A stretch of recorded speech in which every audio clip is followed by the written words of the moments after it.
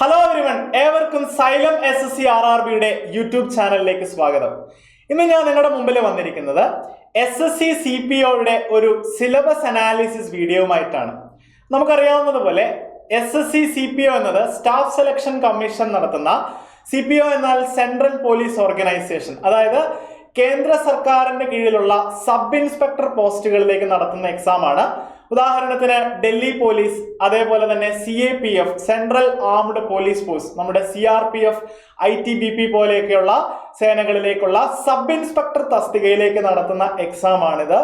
അപ്പം ഇതിന്റെ ഒരു ഡീറ്റെയിൽഡ് സിലബസ് അനാലിസിസ് വീഡിയോയുമായിട്ടാണ് ഞാൻ ഇന്ന് നിങ്ങളുടെ മുമ്പിൽ വന്നിരിക്കുന്നത്. അപ്പം ഈ ഒരു എക്സാമിന്റെ സ്കീം എന്ന് പറയുന്നത്, ഈ എക്സാമിന് പ്രധാനമായിട്ടും ഒരു പേപ്പർ 1 ഉണ്ടായിരിക്കും.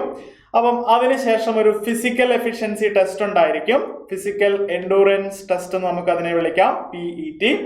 അതേപോലെ തന്നെ ഒരു PET ക്ലിയർ ആവുന്നവർക്ക് ഒരു പേപ്പർ 2 ഉണ്ടായിരിക്കും, ഡീറ്റെയിൽഡ് മെഡിക്കൽ എക്സാമിനേഷൻസ് ഉണ്ടായിരിക്കും.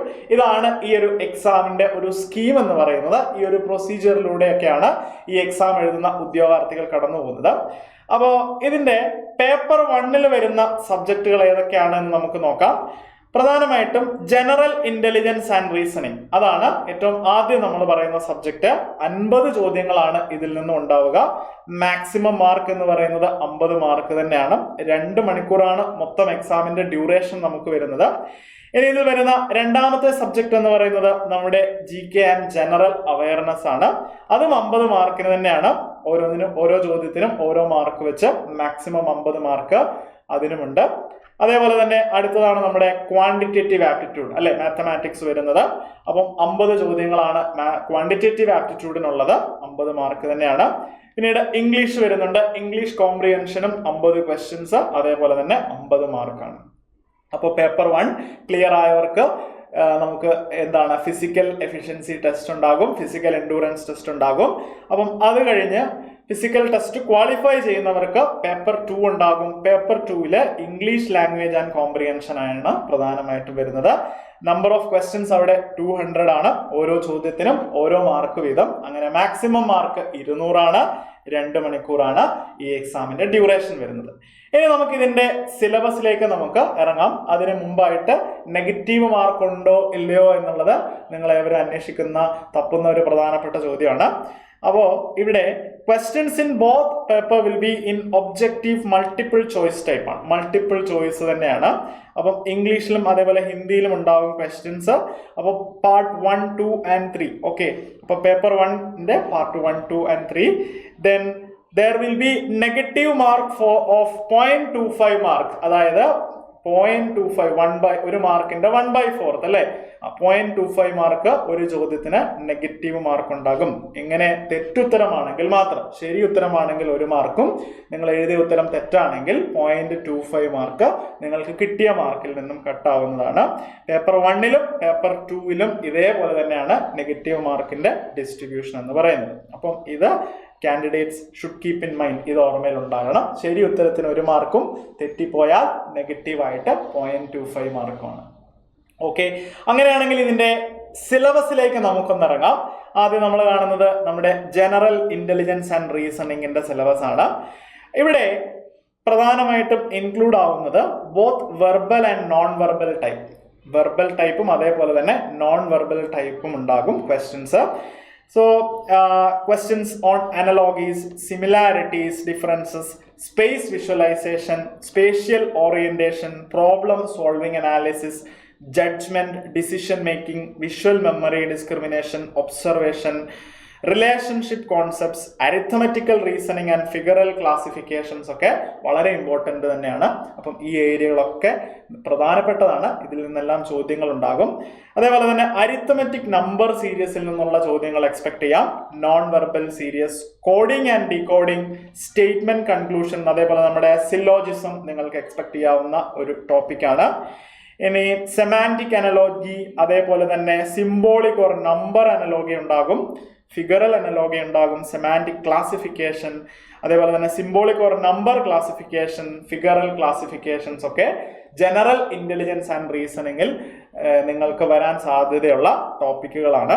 അതേപോലെ semantic series number series, figural series, problem solving, word building, coding and decoding, numerical operations. അപ്പോൾ ഒട്ടുമിക്ക ഏരിയകളിൽ നിന്നും ചോദ്യങ്ങളുണ്ട് റീസണിങ്ങിന്റെ. അപ്പം റീസണിങ് വളരെ ഇമ്പോർട്ടൻ്റ് ആണ്. സിംബോളിക് ഓപ്പറേഷൻസ്, അതേപോലെ സ്പേസ് ഓറിയന്റേഷൻ, സ്പേസ് വിഷ്വലൈസേഷൻ, നമ്മുടെ വെൻ ഡയഗ്രത്തിൽ നിന്ന് വരെ ചോദ്യങ്ങൾ ഉണ്ടാകും. Drawing, inferences, punched hole or pattern folding, പാറ്റേണുമായിട്ട് ബന്ധപ്പെട്ട ഒരു പാറ്റേൺ ഫോൾഡിങ്ങുമായി ബന്ധപ്പെട്ട ചോദ്യങ്ങൾ ഉണ്ടാകും. Then address matching, date and city matching, classification of sender codes or roll numbers, small or capital letters, number coding, decoding, embedded figures, critical thinking, emotional intelligence and social intelligence. So വളരെ detail ആയിട്ട് തന്നെ അവർ general ഇന്റലിജൻസിന്റെ syllabus തന്നിട്ടുണ്ട്. അപ്പം ഇതാണ് general intelligence and reasoning എന്ന് പറയുന്ന ടോപ്പിക്കിൽ നിങ്ങൾ പഠിക്കേണ്ടതായിട്ടുള്ള ഇമ്പോർട്ടൻറ്റ് ടോപ്പിക്കുകൾ. അപ്പം ഈ ഒരു ടോപ്പിക്കുകളിലൊക്കെ ബേസ് ചെയ്തിട്ടുള്ള ചോദ്യങ്ങൾ നിങ്ങൾക്കുണ്ടാകും. ഇനി അടുത്തത് പറയാൻ പോകുന്നത് general knowledge and current affairs. General knowledge and current affairs 50 mark weightage ഉണ്ട് എന്ന് നമ്മൾ കണ്ടു. സോ ഇവിടെ it will be aimed at testing the candidate's general awareness of the environment around him. നമ്മുടെ ചുറ്റും നടക്കുന്ന കാര്യങ്ങൾ നമ്മൾ അറിയുന്നുണ്ടോ? അപ്പോൾ നമ്മുടെ ചുറ്റും നടക്കുന്ന കാര്യങ്ങളെ പറ്റിയുള്ള പ്രോപ്പർ അവയർനെസ് നമുക്കുണ്ടോ എന്ന് ടെസ്റ്റ് ചെയ്യുന്നതാണ്. അപ്പോൾ കറണ്ട് അഫെയർ, ഇപ്പോൾ പത്രങ്ങളൊക്കെ നന്നായി തന്നെ വായിച്ചു തുടങ്ങിക്കോളൂ.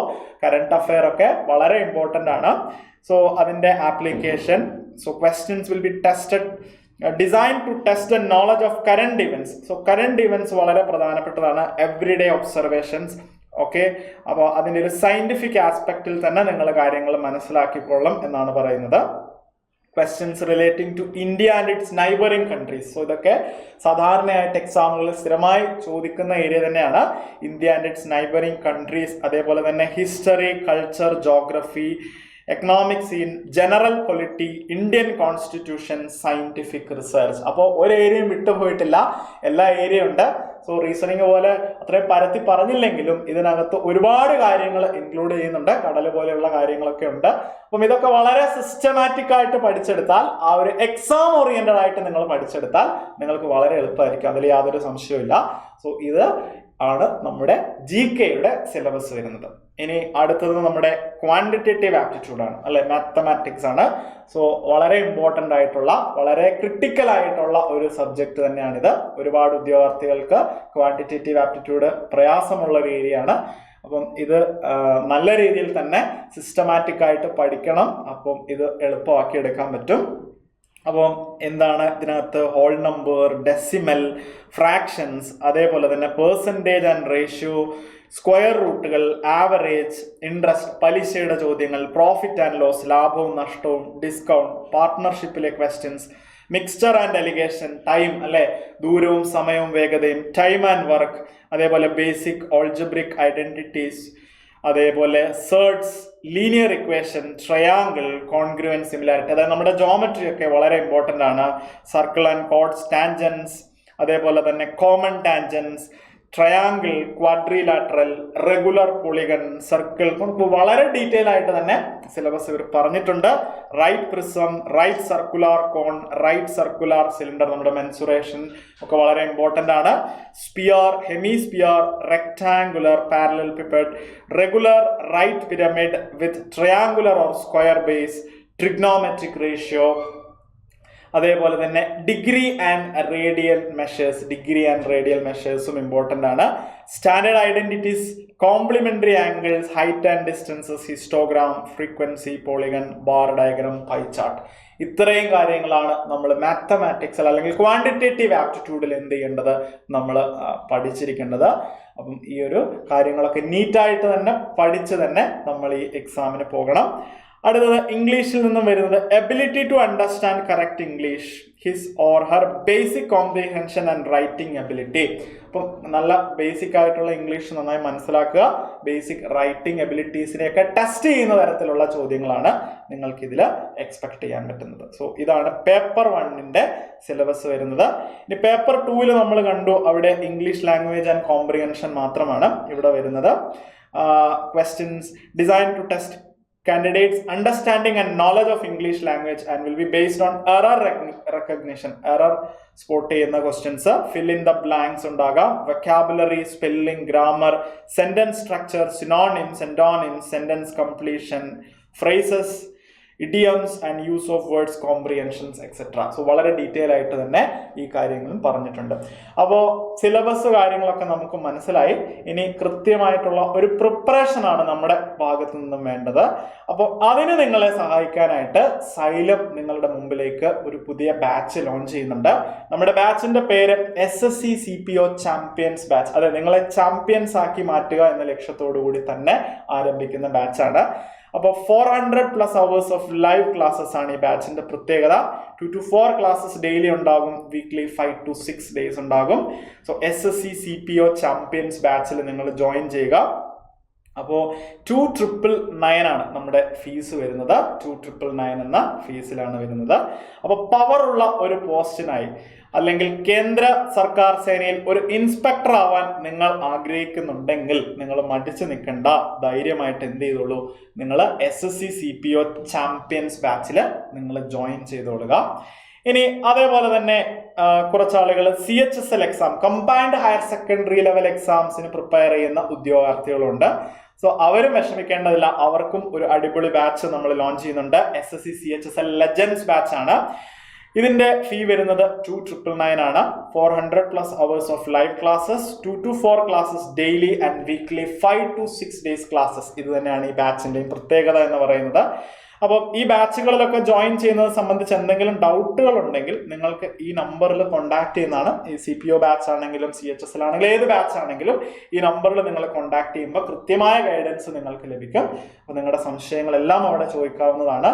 നിങ്ങളുടെ വീട്ടിലിരുന്ന് നിങ്ങളുടെ കൺവീനിയൻ്റ് ആയിട്ടുള്ള ഏത് സ്ഥലത്താണെങ്കിലും അവിടെ ഇരുന്ന് നിങ്ങൾക്ക് ക്ലാസ് കേൾക്കാം എന്നതാണ് നമ്മുടെ ബാച്ചുകളുടെ പ്രത്യേകത എന്ന് പറയുന്നത്. അതേപോലെ തന്നെ ഒരു ദിവസത്തെ ക്ലാസ് നിങ്ങൾക്ക് മിസ്സായി പോയി കഴിഞ്ഞാൽ, എന്തെങ്കിലും എമർജൻസി മൂലം നിങ്ങൾക്ക് ക്ലാസ് അറ്റൻഡ് ചെയ്യാൻ പറ്റിയില്ലെങ്കിൽ അന്നത്തെ റെക്കോർഡഡ് സെഷൻ ആപ്പിലുണ്ടാകും. അത് എത്ര തവണ വേണമെങ്കിലും എല്ലാ ക്ലാസ്സുകളും നിങ്ങൾക്ക് വീണ്ടും വീണ്ടും റിപ്പീറ്റഡ് ആയിട്ട് കാണാം. ഒരു തവണ കേട്ട് നിങ്ങൾക്ക് മനസ്സിലായില്ലെങ്കിൽ വീണ്ടും വീണ്ടും ആ ക്ലാസ് കേട്ട് പഠിക്കാനുള്ള അവസരമുണ്ട്.